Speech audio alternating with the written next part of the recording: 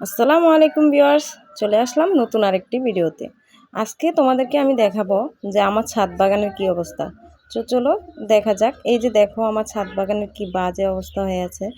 জায়গায় জায়গায় পুঁইশাক গাছ, আর এগুলো আমার কিনা চারা না, এগুলো হচ্ছে আমার ছাদে যে আগে পুঁইশাক ছিল সেগুলো বিচি পড়ে উঠেছে। এবং এই যে ম্যাট্রস গাছগুলো দেখতেছো, এগুলো সব বিচি পড়ে উঠেছে। তো আমি এগুলোকে আলাদা আলাদা যে সিমেন্টের বস্তা থাকে না, সেইগুলোতে লাগিয়েছি। আর এই যে দেখো কুমড়া গাছ, এই সবগুলোই মূলত আসলে বিচি থেকেই হয়েছে। এগুলো আমি কোনো বীজ কিনি নাই, এগুলো হচ্ছে আমাদের যে বাসায় কুমড়া খাওয়া হয়েছিল সেই কুমড়ার বিচি আমি এমনিতেই ফেলে রাখছিলাম, এগুলো থেকে উঠছে আর কি।